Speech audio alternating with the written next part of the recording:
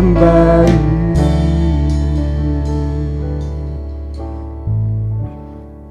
Kami mengucap syukur ya Bapa untuk kemurahan kasih-Mu, karena Engkau sungguh baik di dalam setiap kehidupan kami ya Tuhan, sehingga Engkau masih memberikan kesempatan di dalam setiap kehidupan kami, untuk kami boleh saat petang hari ini bersama-sama bersekutu, memuji memuliakan Engkau ya Bapa. Karena itu Tuhan Yesus, kami mohon belas kasihan-Mu, kiranya Kau layakkan setiap kehidupan kami. Ampuni ya Bapa setiap dosa pelanggaran kami, agar setiap kehidupan kami boleh layak dan berkenan kepada Engkau ya Tuhan. Terima kasih Tuhan Yesus, terima kasih petang hari ini kalau sebentar kami mau memuji memuliakan Engkau, kiranya pengurapan dari kuasa Roh Kudus sendiri yang boleh mengurapi setiap kami semuanya tanpa terkecuali ya Bapa, sehingga kami boleh memperoleh damai sejahtera yang daripada Engkau ya Bapa. Terima kasih Tuhan, terima kasih. Kami akan memulaikan ibadah saat petang hari ini, dan semuanya kami serahkan dari awal pertengahan hingga akhirnya ke dalam tangan-Mu yang berkuasa. Hanya di dalam nama Tuhan Yesus Kristus, Tuhan yang sudah menjadi Allah dan Juru Selamat kami yang hidup. Haleluya. Amin. Silakan duduk Bapak Ibu Saudara. Salam alaihim. Puji nama Tuhan, karena kemurahan Tuhan, karena kasih-Nya kita boleh ada di tempat ini. Karena kita percaya bahwa Allah sungguh baik di dalam setiap kehidupan kita. Kita mau bersorak-sorai, hanya Allah yang layak diberikan di dalam setiap kehidupan kita.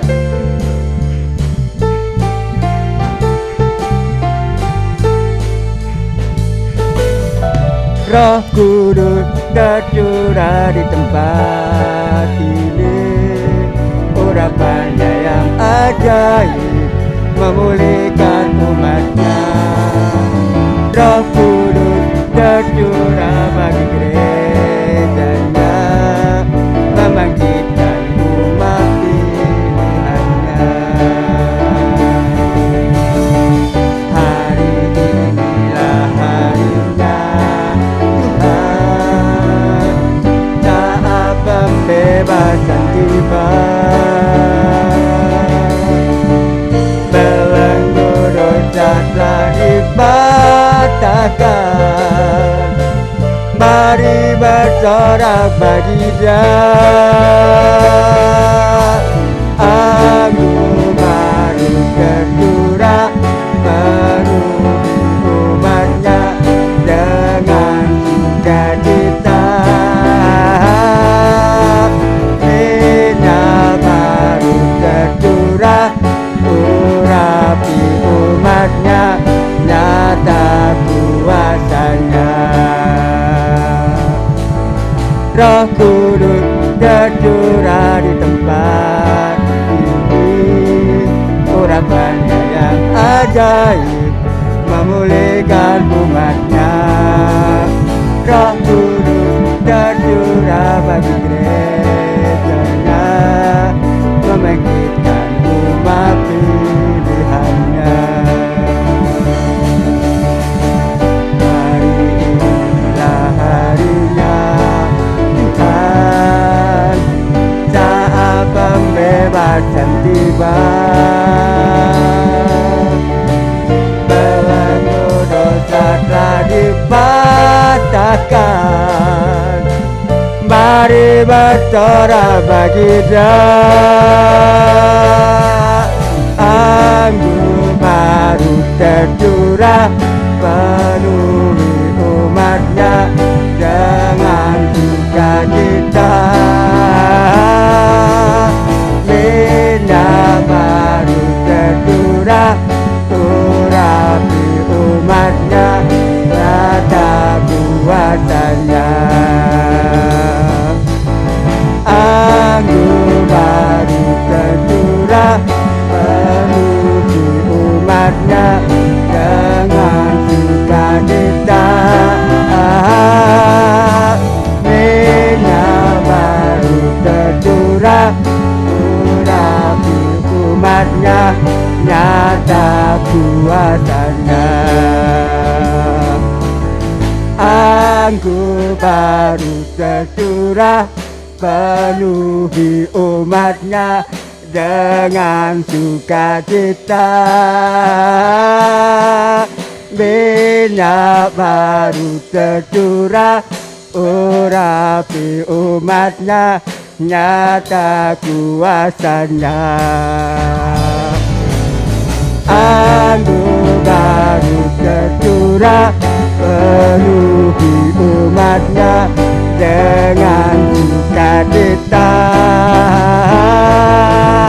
Minyak baru tercurah, urapi umatnya, nyata kuasanya.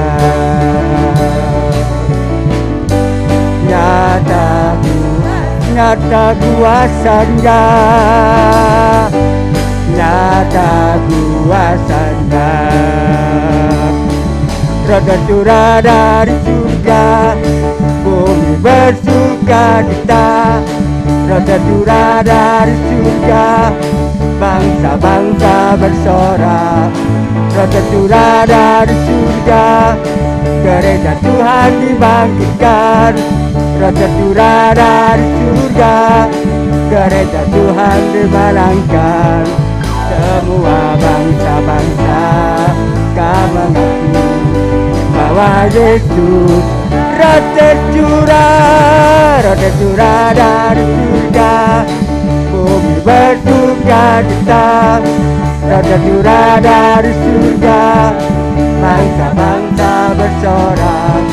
Roh tercurah dari surga, gereja Tuhan dibangkitkan. Roh tercurah dari surga, gereja Tuhan dimenangkan.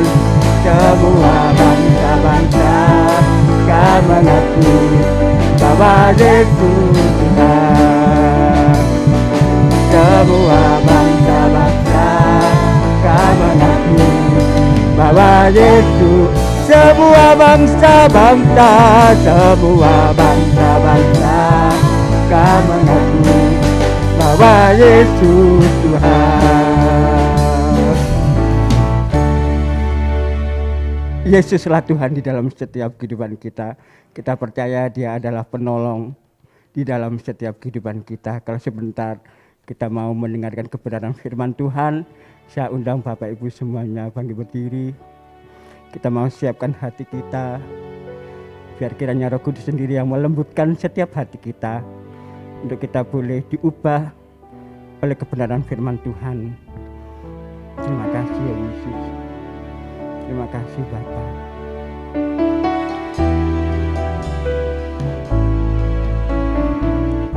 Bagaikan tanah kering yang merindukan air, begitulah jiwaku haus akan Engkau. Ku rindu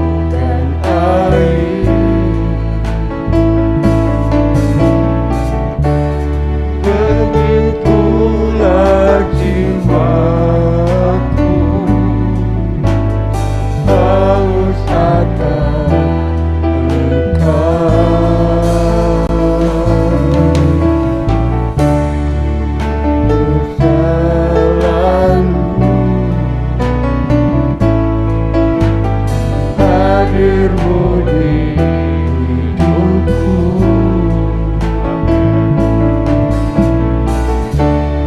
memulihkan jiwaku, hapuskan air mataku,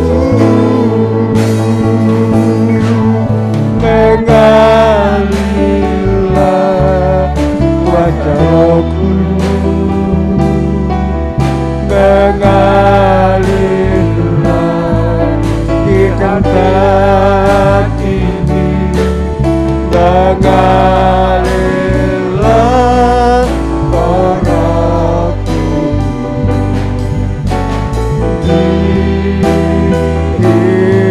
mengalirlah,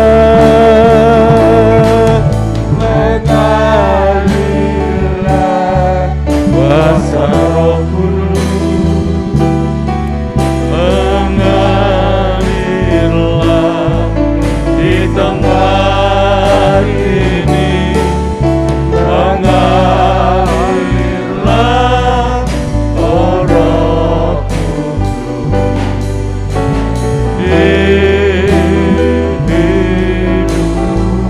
pulihkanku, pulihkanku. Inilah yang menjadi kerinduan hati kami bersama. Biar kiranya kuasa Roh Tuhan sendiri yang menguasai dalam seluruh kehidupan kami, dalam kami beribadah, memuji dan menyembah, dan terlebih sebentar kalau kami hendak mendengarkan akan kebenaran firman-Mu. Tuhan Yesus, terima kasih. Tuhan, kami berdoa bersama dari kesempatan petang ini. Tuhan mengurapi kami semua, memberkati hamba-Mu yang sebentar akan menyampaikan berkat firman Allah, membawa kami semua, seluruh umat-Mu, baik kami yang mendengarkan di gereja maupun dimanapun berada, kami beroleh berkat yang sama untuk kami semakin giat dan setia di dalam kami memuji dan menyembah akan Tuhan. Terima kasih Bapa, terima kasih. Pimpin dan kuasai hati kami, hidup kami, bahkan jam pemberitaan firman Tuhan sebentar, dari awal sampai dengan selesainya, biar kuasa Roh-Mu yang memberkati kami bersama. Di dalam berkat nama Tuhan Yesus, kami siap untuk diberkati oleh firman Tuhan. Haleluya. Amin.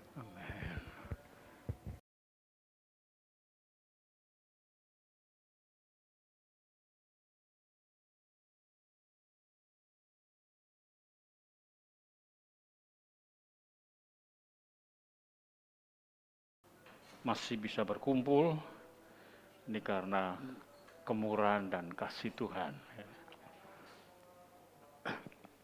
Saya menunda dulu untuk melanjutkan pemeriksaan kita dalam Yohanes pasal 3 ayat 16 itu ya. Kita sekarang akan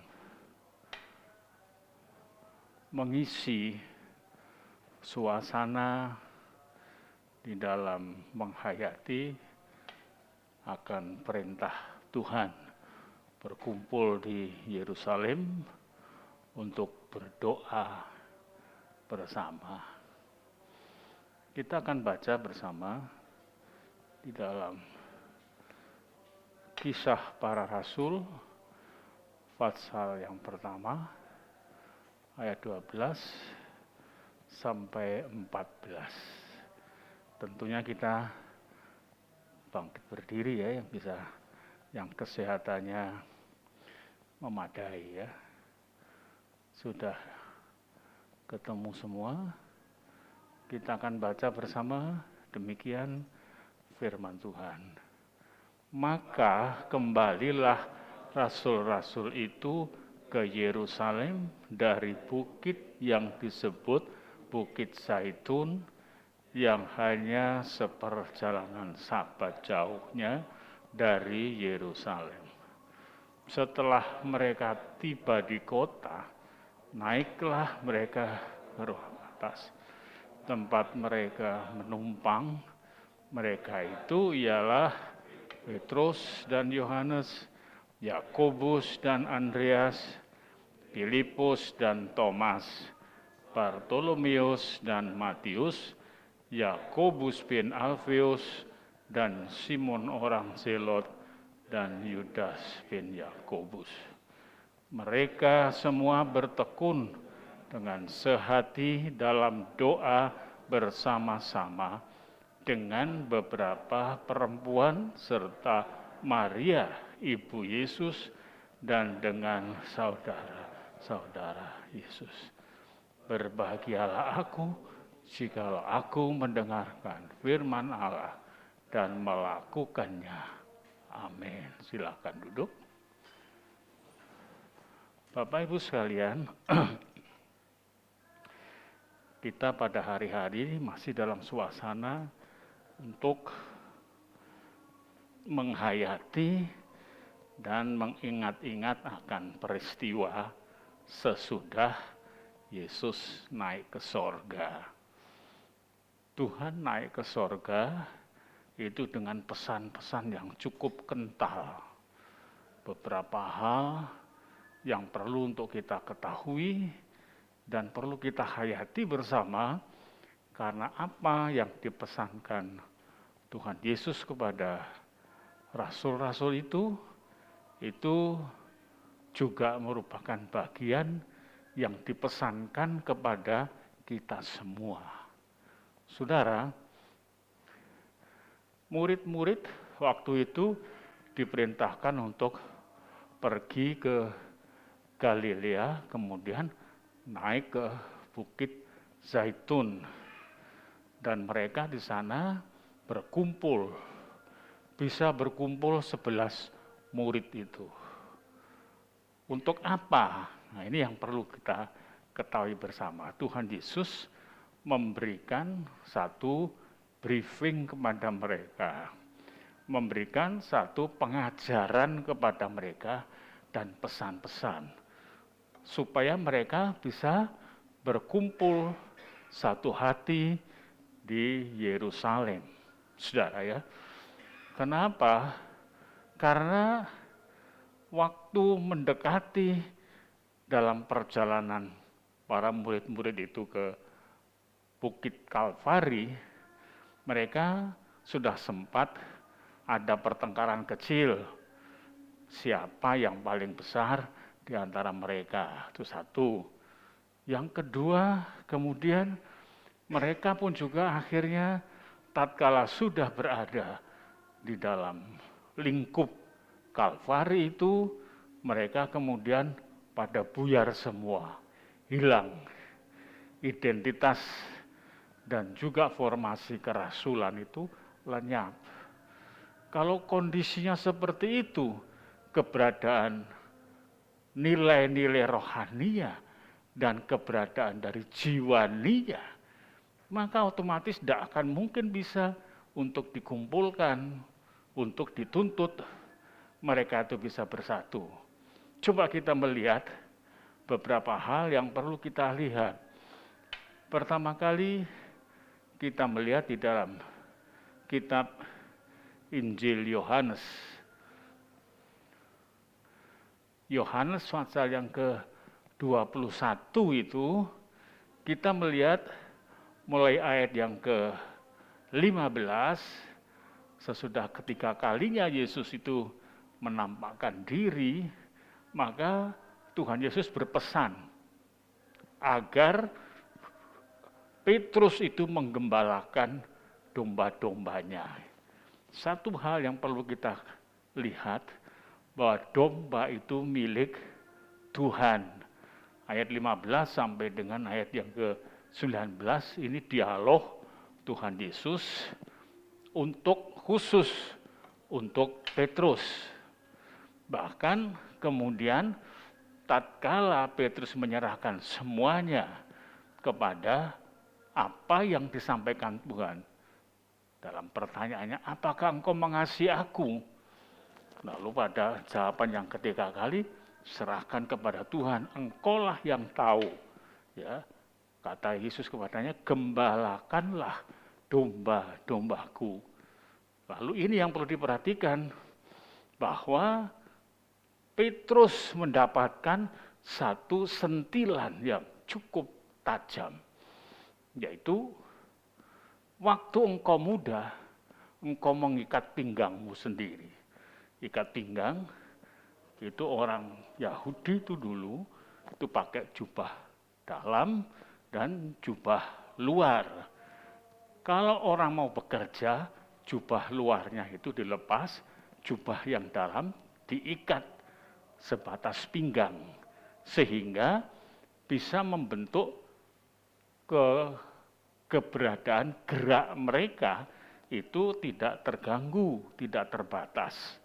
Biasanya agak diangkat sedikit, terus diikat. Ya. Dikatakan, tatkala engkau muda, sesungguhnya engkau mengikat pinggangmu sendiri dan engkau berjalan kemana saja kau kehendaki. Perhatikan kalimat ini. Kemana saja kau kehendaki, waktu masih muda. Tetapi jika engkau sudah menjadi tua, engkau akan mengulurkan tanganmu, dan orang lain akan mengikat engkau, membawa engkau ke tempat yang tidak kau kehendaki. Pertama kali pergi kemana saja yang dikehendaki, tapi setelah tua tidak bisa melakukan hal itu. Itu adalah pesan Tuhan kepada Petrus. Lalu kemudian dia mengatakan demikian, Tuhan Yesus, ikutlah aku, ya, ikutlah aku. Di situ tekanannya 2 kali. Lalu kemudian Tuhan Yesus beliau mengatakan lagi teguran kepada Petrus, karena Petrus merasa bahwa keberadaan dirinya sudah ditentukan. Dia tidak akan bisa melakukan apa-apa kalau tidak dalam pimpinan Tuhan. Karena tugas untuk menggembalakan itu tugas yang berat. Tidak boleh semena-mena, saudara. Nanti kita akan melihat hal itu. Jikalau aku menghendaki, dia bertanya begini, ada kecemburuan terhadap level. Yohanes atau Rasul Yohanes itu disebutkan di Alkitab rasul yang dicintai Tuhan Yesus. Ya, entah itu dari mana, kesimpulan pengertiannya, karena Yohanes memang pernah tidur di dada Yesus. Dan kemudian kalau ada hal-hal yang mempunyai urgensi yang tinggi, maka mereka kemudian berkasak-kusuk kepada Yohanes, tanyakan kepada dia. Nah, kali ini dia juga kepingin tahu bagaimana keberadaan Yohanes, maka dia bertanya, ya, Tuhan, apakah yang akan terjadi dengan dia ini? Ayat yang ke-21. Dia ini yang dimaksud adalah Yohanes. Apa yang akan terjadi? Aku sudah seperti itu engkau tetapkan. Sekarang bagaimana dengan si Yohanes? Tuhan Yesus beliau menyampaikan, jikalau aku menghendaki supaya ia tinggal hidup sampai aku datang, itu bukan urusanmu, tetapi engkau ikutlah aku. Kita perhatikan kata-kata ikutlah aku.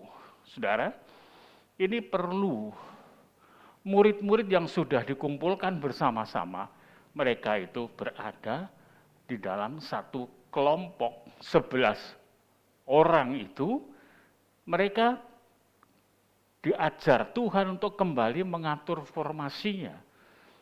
Mereka itu ikut Yesus. Mereka harus taat kepada Yesus. Sebab nantinya setelah kenaikan ke sorga, mereka itu diutus dengan sebuah perintah yang sudah jelas memberitakan tentang berita Yesus, yaitu tentang dosa dan pengampunan, keselamatan hanya oleh Tuhan Yesus. Saudara, oleh karena itu perlu ada kesatuan. Tidak boleh kemudian seperti ini. Aku sudah mengalami satu penegasan dari Tuhan, sudah ditentukan, ada ketentuannya, aku besok alurnya begini. Sekarang bagaimana dengan yang dikasih oleh Tuhan itu? Maka itu perlu ada kesatuan. Ini dialog sekitar pertemuan mereka dengan Tuhan Yesus tatkala belum naik ke sorga. Saudara sekalian, maka perlu kita mengetahui bahwa Tuhan hendak membangun kembali formasinya kerasulan itu. Dan kalau kita membaca tadi pada Kisah Rasul 1 ayat yang ke-12 ada kalimat begini, maka kembalilah rasul-rasul itu ke Yerusalem dari bukit yang disebut Bukit Zaitun. Kembalilah mereka ke Yerusalem. Lalu halangan apa lagi yang kemudian membuat mereka itu harus betul-betul digiring Tuhan untuk disatukan hatinya? Kita membaca di dalam Injil Matius pasal yang ke-28, Matius 28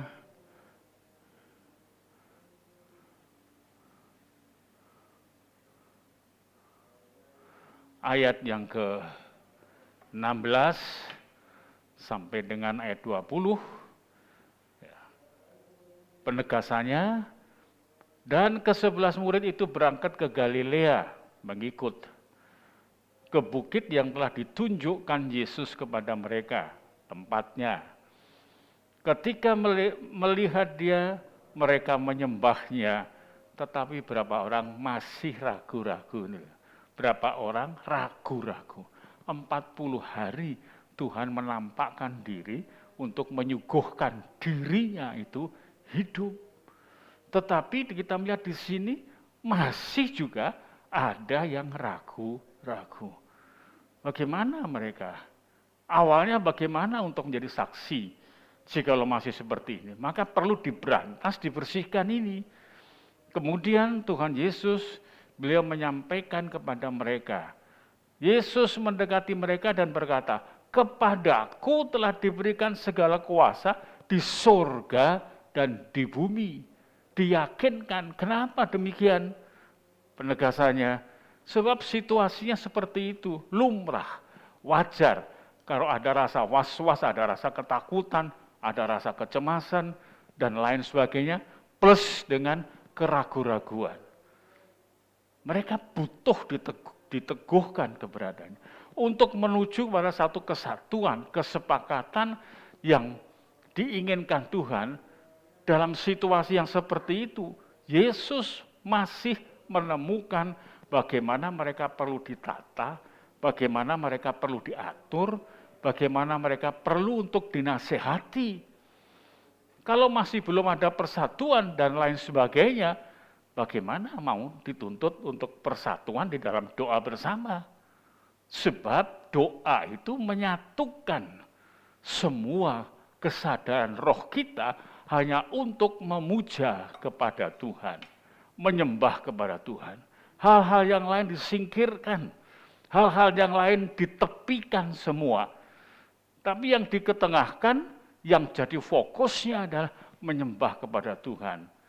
Dan saudara tahu kalau orang datang menyembah kepada Tuhan dengan sungguh-sungguh, itu pertama kali yang tersadari dalam dirinya. Kalau dia sungguh-sungguh adalah apa perbuatannya.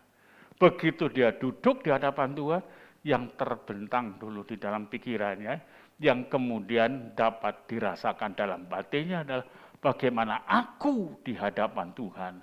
Itu sudah pasti. Kalau dia sungguh-sungguh, sebab dia menghadap yang maha kudus, dia menghadap Tuhan. Kalau kita mau menghadap Tuhan, semua itu kelihatan. Kesiapaan diri kita itu. Ada pertanyaan dalam batin, layakkah saya berada di sini? Layakkah mulut saya menyebutkan nama Tuhan? Layakkah mulut saya itu kemudian berseru atas nama Tuhan? Itu semuanya akan otomatis kalau kita peka, itu mendidik kita. Jadi kalau kita sering berdoa, maka kita itu sudah ikut Tuhan. Ikut Tuhan itu apa yang dimaksudkan? Ikutlah aku. Semua diajak mengikuti Yesus. ada di Bukit Zaitun. Semua diajak untuk satu hati, satu roh untuk berdoa menyambut kepenuhan Roh Kudus. Yang dimaksudkan semua itu dalam kesatuhatian itu, ini perlu untuk menyambut kesamaan kerja, kesamaan ibadah. Sekarang kita patut bertanya dalam diri kita ini. Kalau kita itu sudah mengikut Tuhan, ikut Tuhan, mari coba kita periksa di dalam Kisah Rasul pasal 17, ayat yang ke-28. Kisah Rasul 17, ayat 28. Ya. Sebab di dalam Dia, Yesus, kita hidup, kita bergerak, kita ada di hal ini ya. Hidup, bergerak, ada. Ini penyuguhan di dalam kitab Kisah Rasul yang menurut tradisi itu ditulis oleh Lukas. Saudara, di situ dituliskan dengan cukup jelas. Kita berada dalam Dia. Sekarang kita beribadah, sekarang kita di sini.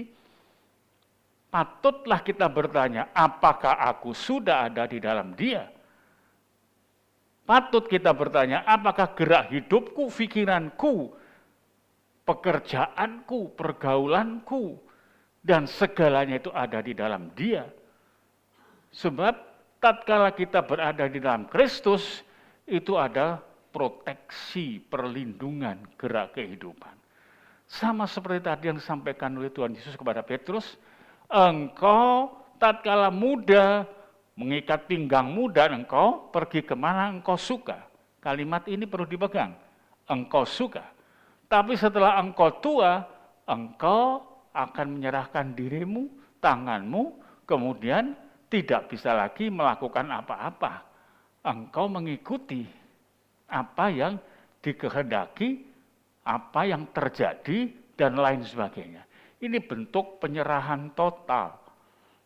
Jadi kalau kita berada dalam Kristus, kita tuh dituntun dalam penyerahan total, saudara ya. Apapun juga. Coba tolong jangan dihapus Kisah Rasul tadi. Jadi kita melihat apa yang kita baca di sini, dan ini berusaha untuk dijelaskan cukup jelas, sebab kita melihat bahwa Lukas ini seorang tabib, orang yang intelek. Jadi dia mencoba untuk menerangkan begitu rupa. Sebab di dalam Dia, Yesus ini, kita itu tidak bisa main-main, saudara ya. Hidup di dalam Yesus berarti mengikuti Yesus, berarti ada di dalam satu didikan Yesus, berarti ada di dalam arahan Yesus, berarti ada di dalam rengkuhan tanggung jawab, di dalam pekerjaan, di dalam ibadah Yesus. Kita melihat sekarang ini perlu memperhatikan. Kalau kita sedang beribadah, tata liturginya, dan apa yang kita persembahkan untuk bisa menuju kepada hidup yang menyembah kepada Tuhan. Sikap kita itu pun akan dibaca dan kemudian dapat disimpulkan sedang menyembah Tuhan apa tidak. Kita melihat kadang-kadang ya karena pimpinan roh Tuhan, yang penting rohnya. Tapi fisiknya tidak diperhatikan. Ada yang menyembah tetapi dengan kakinya itu jigang. Kakinya jigang. Seenaknya, kita lihat saja. Di dalam kita kumpul-kumpul dalam ibadah doa. Seenaknya. Padahal itu tempat yang betul-betul sakral sekali. Tuhan Yesus sempat marah tatkala sinagoge itu dirubah menjadi lahan bisnis. Di situ tentang bisnis itu tentu juga ada keramah tamahan, ada juga sikap supel, ada juga sikap ini itu dan lain sebagainya yang hanya menyenangkan sesama antar relasinya. Tetapi itu disebut Tuhan Yesus perampok. Sebab di situ yang diperbincangkan, dipersoalan, dilakukan adalah unsur-unsur perdagangan yang sifatnya korup. Nah, saudara, ini perlu untuk diperiksa, dilihat tata ibadah itu. Sekarang kita melihat tata ibadah yang ada berlaku itu sedang dilabrak habis-habisan oleh kuasa duniawi. Sekarang kita melihat cara kita berpakaian dalam ibadah kita bagaimana? Apakah kita ini sebagai seorang peragawan, peragawati, ataukah kita sebagai seorang abdi yang betul-betul mencari perhatian Tuhan dengan bagaimana cara kita berpakaian, cara kita berketeladanan, cocok tidak? Itu kemudian membuat hati Tuhan suka apa tidak. Tetapi kita ini sekarang banyak yang tidak demikian. Kita masih hidup di dunia, kita masih hidup di dalam keadaan yang nyata. Hidup di dunia sekuler. Tapi kita harus mempunyai dimensi kehidupan yang lain, yang berbeda. Yang diatur oleh Tuhan, ikutlah aku. Dikumpulkan semuanya untuk dari satu hati, satu roh, dan fokusnya apapun yang dilakukan, tadi disebutkan, bergerak, ada, hidup, ya sepertilah juga dikatakan oleh pujangga-pujangamu, sebab kita ini dari keturunan Allah juga. Di dalam Dia, ini pusat kehidupan kita adalah Yesus. Apapun juga yang menjadi pedoman kehidupan kita adalah ajaran Yesus. Ajaran Tuhan, saudara. Cara kita memperagakan diri, cara kita kemudian bergaul, cara kita kemudian memakai apa yang menjadi bagian berkat dari hidup kita, semua. Karena apa yang ada pada kita yang memfasilitasi kita, itu sangat sensitif karena kita tetap bersinggungan dengan dunia. Dunia mempunyai budaya. Sekarang budaya kita sedang dibentuk, diperbaiki oleh Tuhan. Sehingga 2 Korintus 5:17 dijadikan ciptaan baru. Ini proses yang panjang selama hidup kita. Siapa yang ada di dalam Kristus, ia adalah ciptaan baru. Sudah tidak lagi mengarah kepada tata cara kehidupan yang lama. Nah, ini kalau diminta, dituntut untuk bersatu, berdoa, kalau tidak ada penyatuan roh, karena puncak penyembahan itu adalah Tuhan, maka tidak ada pikiran yang satu dalam Tuhan, tidak ada kemudian upaya yang satu untuk Tuhan, tidak ada kemudian perjuangan yang satu untuk Tuhan, meskipun menderita sekalipun untuk Tuhan, semuanya. Saudara, sulit. Karena itu teguran-teguran yang ada pada rasul-rasul saat-saat terakhir itu begitu tajamnya, begitu pekanya. Sebab di dalam doa itu nanti hubungan dengan Tuhan, itu hubungan dengan kuasa yang nanti akan dicurahkan. 2-3 orang berkumpul atas nama Tuhan, maka Allah hadir. Kehadiran Tuhan itu sudah merupakan sesuatu yang sangat luar biasa, saudara ya. Sangat luar biasa. Saudara bisa melihat berita-berita yang ada sekarang nih, kita dapat menikmati sebagai sesuatu yang diajarkan Tuhan sekarang ini tereja jelas di dalam peristiwa yang ada. Tatkala Ahok di sidang dan merasa terzalimi, dia mengatakan pasti nanti akan dipermalukan oleh Allah yang Maha Kuasa. Kemudian ada mati satu. Masih belum ada komentar. Mati lagi pentolan yang kedua. Geger semua sudah. Sadar kalau Tuhan itu ada. Saudara, meskipun tidak ada peristiwa seperti Ahok itu, ini Tuhan itu tetap ada, hadir untuk membelai di dalam kehidupan kita masing-masing. Amin. Jangan dianggap tidak ada. Tuhan itu selalu ada. Maka itu menyatukan mereka untuk berdoa, perlu memfokuskan dulu mereka. Menghilangkan segala rasa kekhawatiran. Maka Tuhan Yesus beliau mengatakan, segala kekuasaan di dunia dan di sorga itu sudah diberikan kepada Tuhan Yesus. Untuk apa? Memberikan dorongan pengertian ini loh. Bahwa yang kamu sembah, yang mungkin ditolak-tolak oleh banyak bangsa, itu sebetulnya menguasai sorga dan dunia. Dan itu nanti pasti akan semakin hari, semakin tahun, akan semakin diarahkan ke sana. Melalui peristiwa-peristiwa yang tidak dapat diatasi dengan sekedar kemampuan manusiawi kita. Itu sebabnya kalau kita datang kepada Tuhan, otomatis kita ini punya nilai diri kita di hadapan Tuhan sangat rendah. Kita tidak mampu berbuat apa-apa. Yang ada pasrah, yang ada mengikuti apa yang menjadi kehendak Tuhan. Nah, saudara, maka itu perhatikan di dalam apa yang diperintahkan Tuhan. Pergi untuk berkumpul bersama di rumah Tuhan di Yerusalem. 11 murid lengkap. Sebab dari 11 murid inilah Tuhan akan memberikan pencurahan melalui yang lain yang bertambah-tambah. Sehingga nanti kita melihat 120 dari 500 lebih yang ikut untuk bergabung bersama. Selama 10 hari tinggal 120 yang kemudian mendapatkan kepenuhan Roh Kudus. Itu nanti kita akan melihatnya.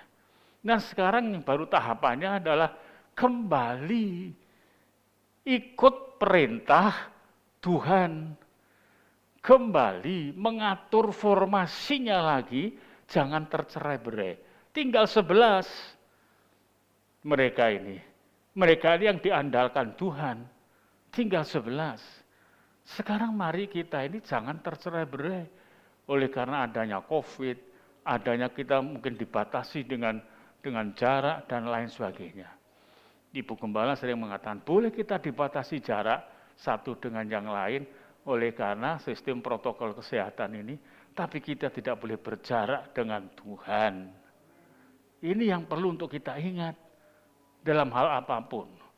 Sekarang ini, apakah ibadah kita telah merubah kita sehingga tidak ada yang bisa mengalahkan, menarik kita untuk lepas dari sebuah ikatan persatuan persekutuan tertentu untuk membangun satu kehidupan yang menyembah kepada Tuhan.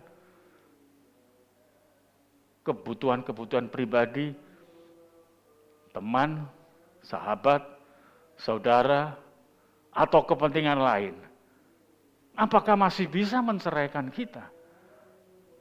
Kalau dinyatakan dalam Kisah 17 ayat 28 tadi itu, kita bergerak di dalam Dia, kita ada dalam Dia, kita hidup dalam Dia. Kita lihat ini, ada, hidup, bergerak di dalam Dia, dalam Kristus, dalam Tuhan. Ini ada kegiatan sehari-hari, kegiatan bergaul, berkomunikasi dengan Tuhan. Saudara, kalau begitu manusia tidak boleh bekerja. Bukan begitu. Dalam bekerja pun juga dilakukannya tidak dengan sekedar untuk mencari keuangan. Tetapi ini menanggapi perintah Tuhan.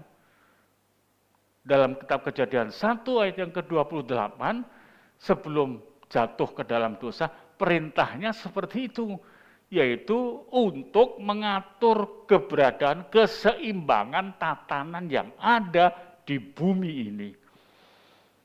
Tetapi hancur, saudara, oleh karena keberadaan dari dosa manusia. Kemudian oleh Tuhan dinyatakan keberadaannya manusia penuh dengan onak dan duri dan bersimbah peluh.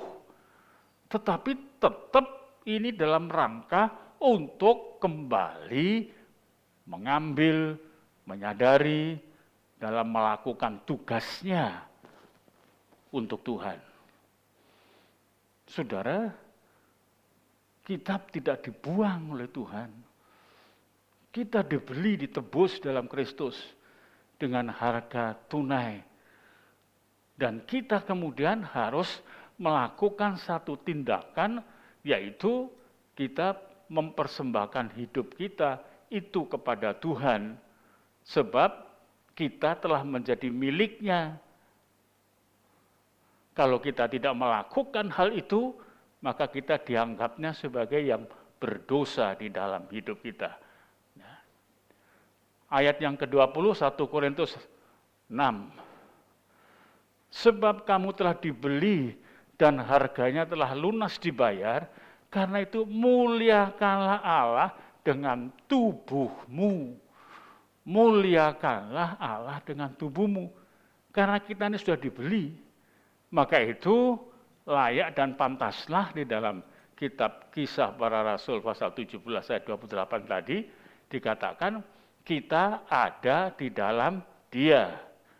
Kita hidup di dalam Dia. Dan kita bergerak di dalam Dia.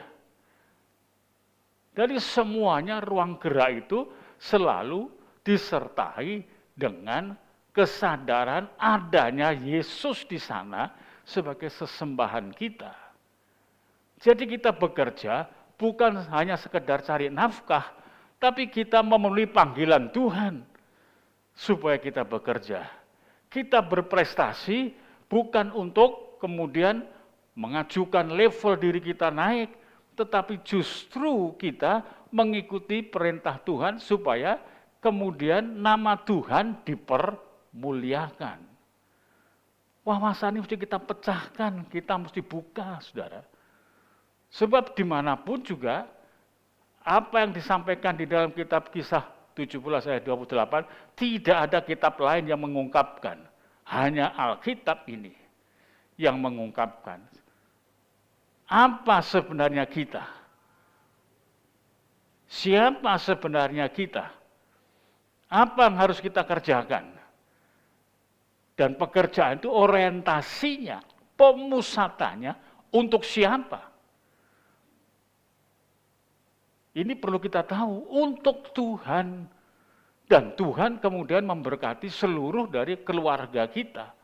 Kembalinya, baliknya adalah untuk kita. Karena itu saudara sekalian, perlu sekali Tuhan Yesus itu naik ke sorga. 14 ayat yang ke-12 dalam Injil Yohanes. 14 ayat 12. Ayat 12. Aku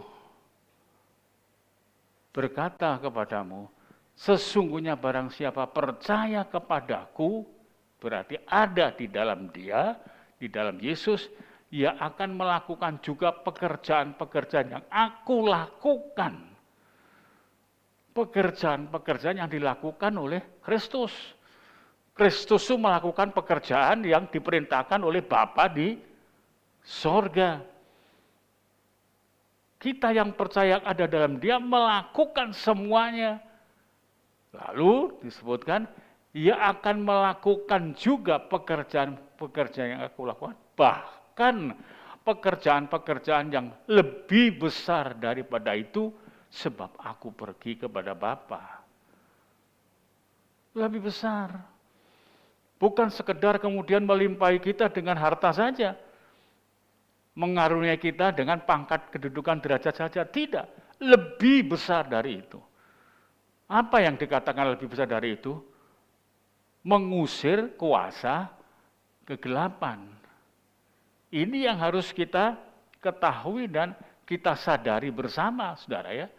Sebab kita hanya terpaku pada beberapa pemberitaan yang sifatnya adalah hanya kepada sebatas materi. Nah, ini yang perlu untuk kita ketahui supaya jangan sampai kita kemudian terjebak di dalam. Markus pasal yang ke-16 ayat 17, 18. Tanda-tanda ini akan menyertai orang-orang yang percaya. Mereka akan mengusir setan-setan demi namaku. Pekerjaan besar loh ini. Tidak main-main. Kita tidak perlu lagi pergi ke dukun menghadapi roh-roh seperti ini. Kita dianugerahi dengan hikmat, dianugerahi dengan marifat, siapapun juga. Kalimat ini cukup jelas tidak membatasi. Hanya secara kriteria orang yang percaya, siapapun juga. Mereka akan mengusir setan-setan demi namaku, mereka akan berbicara dalam bahasa-bahasa yang baru bagi mereka, mereka akan memegang ular, dan sekalipun mereka minum racun maut, mereka tidak akan mendapat celaka. Mereka akan meletakkan tangannya atas orang sakit dan orang itu akan sembuh. Nah, saudara, kita perhatikan ini. Kita melakukan semuanya, dan ini Tuhan mengatakan lebih besar daripadaku. Tapi sekarang bagaimana kalau terhadap orang-orang yang sakit? Seperti Rasul Paulus, tidak sembuh-sembuh, Tuhan tidak izinkan itu. Apakah itu berarti kalah? Saudara, kita sekarang sudah mendapatkan contoh yang luar biasa. Vaksinasi itu adalah memasukkan bakteri yang sudah dilemahkan. Jadi tidak menjadikan kita celaka, tapi jadi sparring partner di dalam itu. Imunitas itu mulai bakteri yang lemah itu masuk, sikat. Jadi latihan sansaknya. Coba kita baca 1 Korintus 10 ayat 13.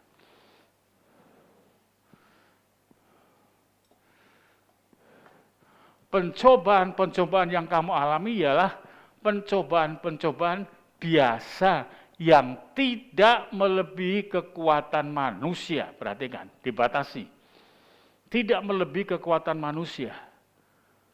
Tuhan izinkan ini pencobaan-pencobaan, sakit penyakit, mungkin juga rugi dalam dagangnya, mungkin juga dicidrai orang lain, dan lain sebagainya. Ini sebagai sebuah latihan untuk berada di dalam kemenangan oleh karena firman Tuhan.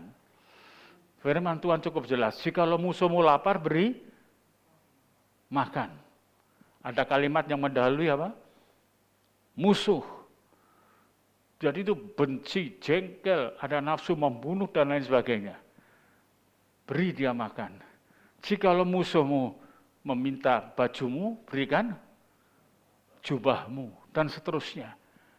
Dilayani, kita memang menderita kerugian, tapi tidak bisa menghancurkan di dalam tatanan iman kita. Amin. Jadi kita mesti tahu, kita mesti mengerti. Saudara, di dalam Kristus, di dalam Tuhan, itu ditingkatkan pengertian pengenalan kita bersama. Tuhan mengatakan kepada Rasul Paulus, sudahlah cukuplah dengan itu.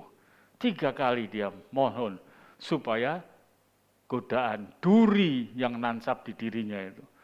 Ada beberapa penafsir mengatakan duri itu ada karena sakit matanya yang belek begitu rupa. Ya. Dan dia terbungkuk karena digebuki, kemudian dia menjadi orang yang cacat tubuhnya.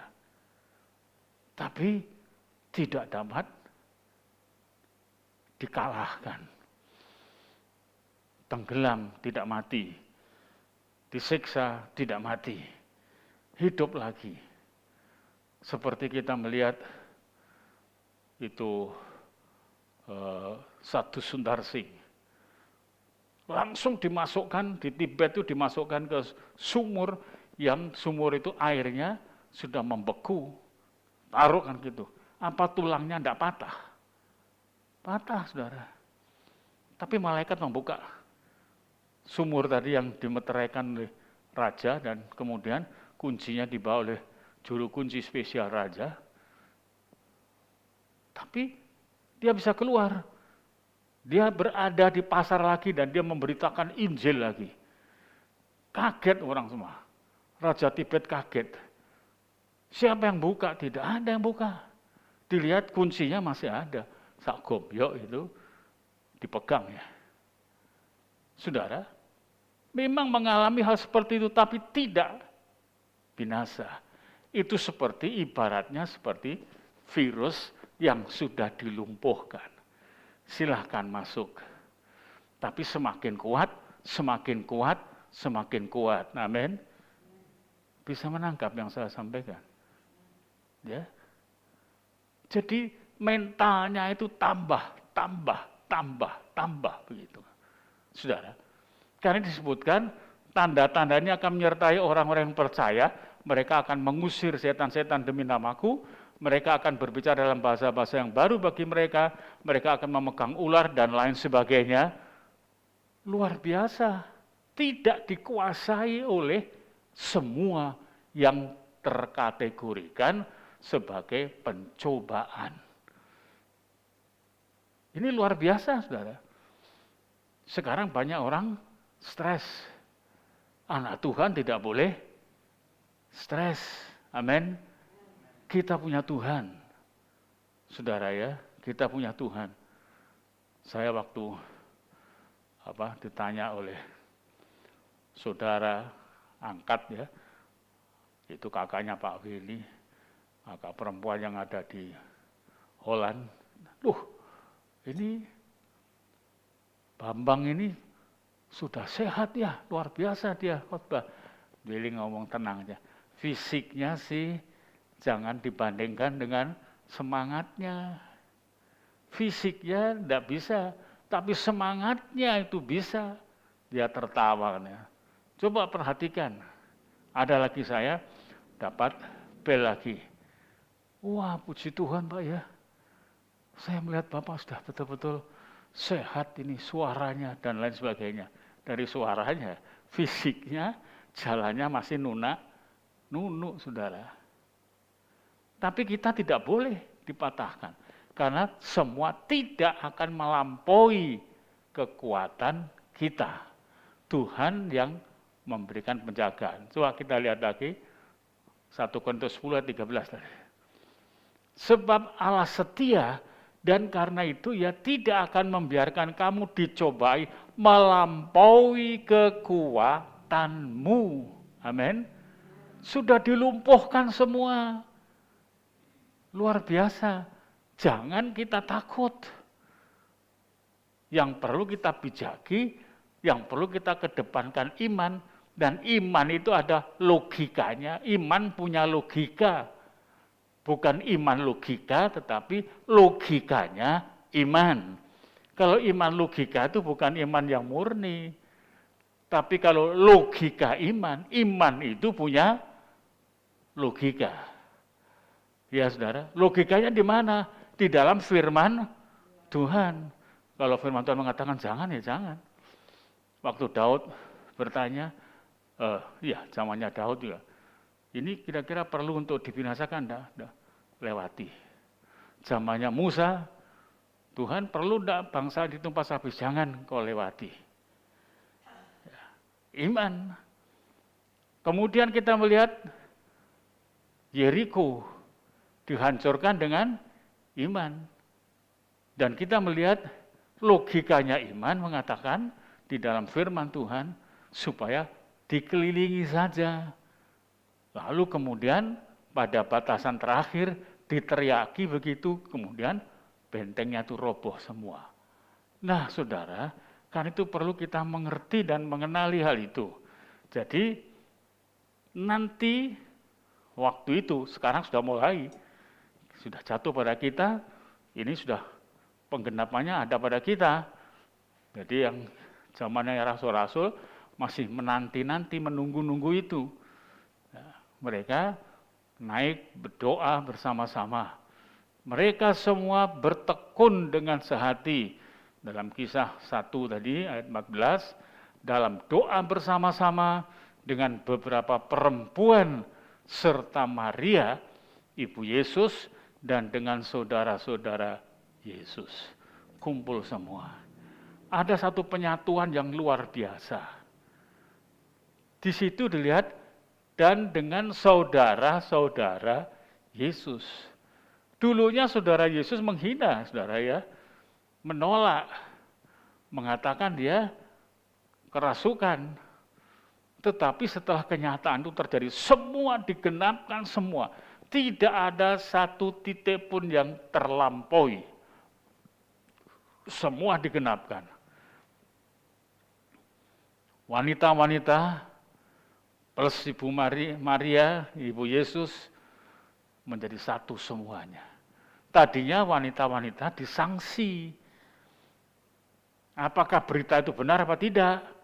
Anggapannya, tatkala mereka mengabarkan Yesus sudah bangkit, ya tidak dianggap. Tapi ternyata betul. Maka itu setelah terjadi pengelompokan itu perlu untuk diikatkan di dalam doa bersama. Amin. Maka itu saudara, ayo doa pagi dihidupkan lagi. Jangan cuma Pak Paulus, saudara Yonatan, lalu Bu Paulus, sudah 3 itu. Saya ada di kamar, Ibu Gembala juga di kamar, tidak bisa melakukan kegiatan-kegiatan yang lainnya. Habis ini saya mesti istirahat banyak, tetapi iblis sudah dikalahkan. Apakah dikalahkan itu berarti langsung kemudian dapat mujizat sembuh serentak? Berkali-kali saya dapat itu. Tapi kali ini saya diizinkan untuk mengalami seperti ini. Namun semangatnya tidak dapat dipatahkan. Ini yang perlu ada pada kita semua. Karena itu mari kita bersama membangun kembali. Doa pagi, ayo. Yang ada waktu-waktu yang bisa digarap, dikerjakan. Bangkit doa pagi.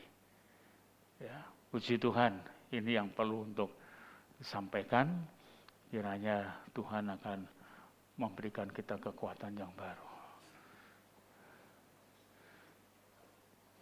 Kita bangkit berdiri.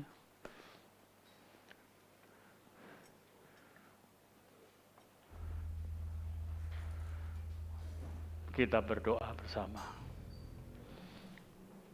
Bapa yang baik, terima kasih Tuhan.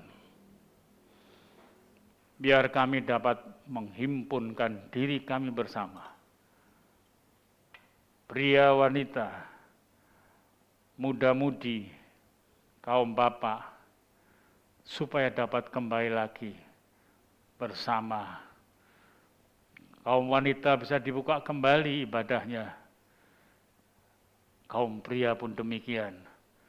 Seperti yang lain, terlebih PA untuk dapat dibukakan kembali.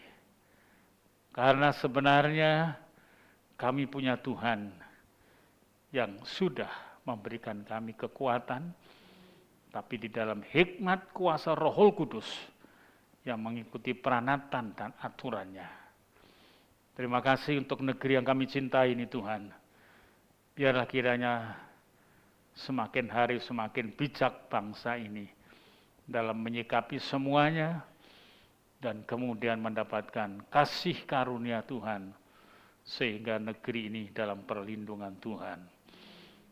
Biar kiranya gereja Tuhan menjadi modal kuasa doa dan penyembahan untuk bisa memagari negeri ini agar tidak ada gangguan-gangguan, tidak ada godaan-godaan yang sempat menerobos, menjadikan bangsa ini tidak lagi dalam persatuan.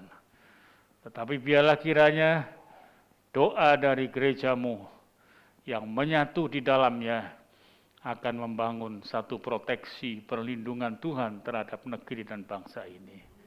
Terima kasih Bapak. Terima kasih memberkati rumah tangga dan keluarga, lebih satukan, eratkan, agar mereka juga menjadi sel-sel doa yang hidup, yang bergerak di dalam Tuhan. Terima kasih Tuhan. Kita angkat tangan di hadapan Tuhan. Segala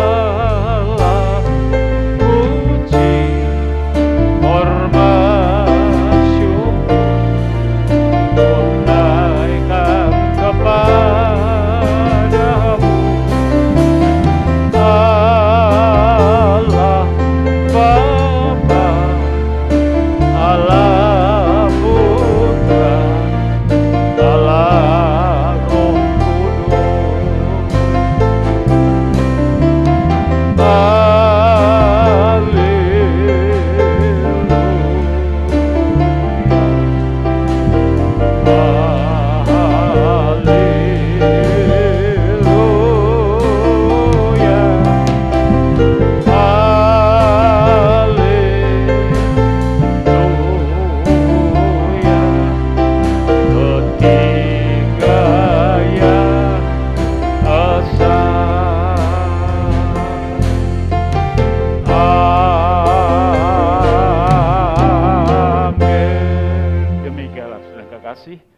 Dengan selesainya ibadah kita pada petang hari ini, biarlah kita semakin berkumpul bersama dalam satu persekutuan yang indah, saling menerima satu dengan yang lain, terfokus kepada Tuhan yang perlu untuk dihormati dan dihargai sambil kita menanti kedatangannya yang kedua kali.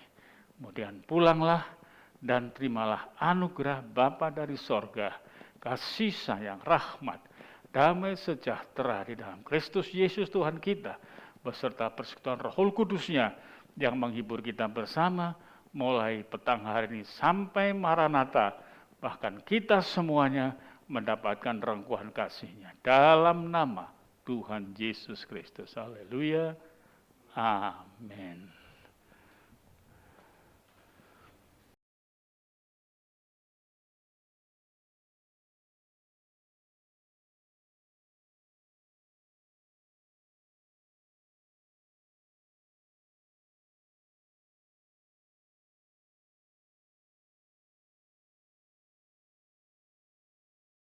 Pengumuman gereja. Tiap Senin sampai Sabtu jam 4:30 pagi ada doa pagi di gereja. Kemudian Rabu ibadah doa malam secara online jam 6:30 malam.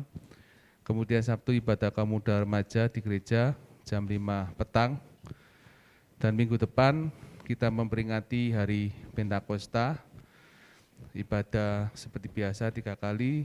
Sesi pertama jam 6, sesi kedua jam 9, dan sesi yang ketiga jam 5 sore.